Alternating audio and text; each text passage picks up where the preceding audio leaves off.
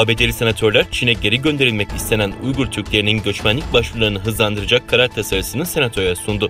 Yasa geçtiği takdirde Doğu Türkistanlıların Çin'e iade tahliyesi yaşamasının önüne geçilecek. Cumhuriyetçi Senatör Marco Rubio ve Demokrat Senatörün dün Amerika Birleşik Devletleri Senatosu'na Doğu Türkistan'da Çin'in sistematik baskılarına maruz kalan Uygur, Kazak ve Kırgız Türkleri ve diğer grupları önceleyen yasa tasarısını sundu.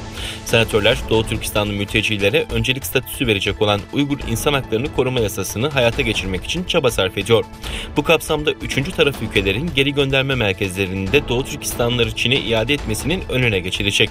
Konuya ilişkin Demokrat Senatör Chris Coons yaptığı açıklamada Amerika Birleşik Devletleri Çin Halk Cumhuriyeti'nin Sincan'daki insan hakları ihlallerine karşı dünyayı sesini yükseltmeye davet etmelidir. Ayrıca Uygurlar ve dinsel veya etnik kimlikleri nedeniyle zulüm gören herkes için güvence ve koruma sağlamalıyız dedi.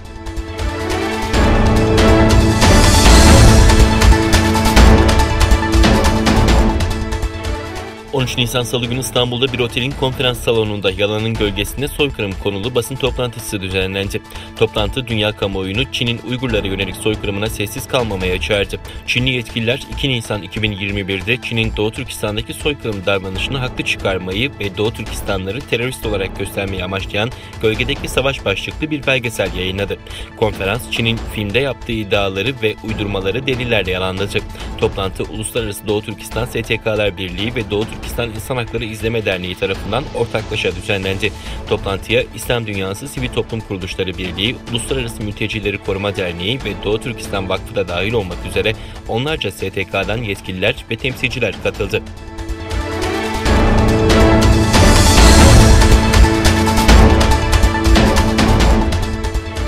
ABD istihbaratı tarafından hazırlanan yeni bir rapora göre koronavirüs pandemisi başta Çin olmak üzere hasımlarını ABD'ye hedef almaktan alıkoymadı.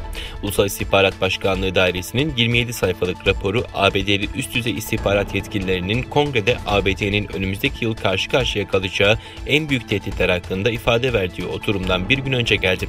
Rapora göre Pekin'in Çin'in nüfuz alanını genişletmek için tüm hükümetin giriştiği çabalara devam edecek. ABD'nin nüfusunu azaltmaya, Washington'la müttefikleri ve dostları arasını açmaya ve otoriter Çin sistemini tercih eden yeni uluslararası standartlar geliştirmeye çalışacak denildi. Ulusal İstihbarat Dairesi Başkanı Avril Haines, Çin'in ABD ile birçok konuda başa baş rekabet eden bir rakip olduğunu, birçok alanda kuralları otoriter Çin rejiminin avantajına değiştirmeye çalıştığını belirtti.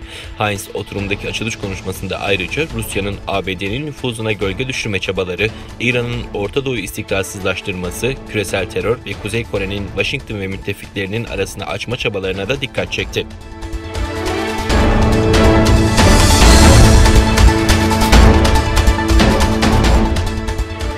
Norveç Çin Devlet Televizyonu China Global Television Network medya servisinin ülkedeki yayınlarını durdurdu. Çin yönetiminin uluslararası TV kanalının yayın lisansını iptal etme nedeni mahkumlara yönelik itiraf videolarının yayınlanması oldu.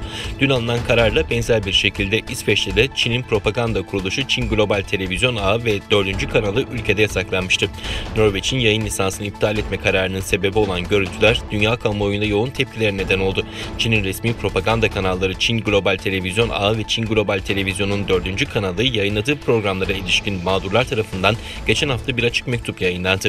Mahkumların yakınları büyük bir mağduriyet altında olduklarını kaydederek birçok ülkede Çin kanallarının yayınlarının durdurulması ve suça ortak olmamaları çağrısı yaptı.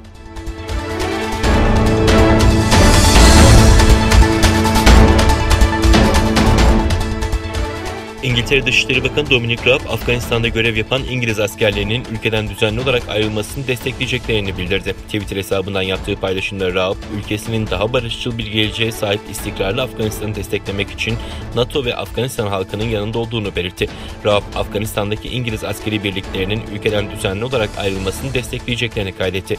İngiltere Savunma Bakanı Ben Wallace de yaptığı yazılı açıklamada Afganistan halkının barışçıl ve istikrarlı bir geleceğe hak ettiğini kaydetti.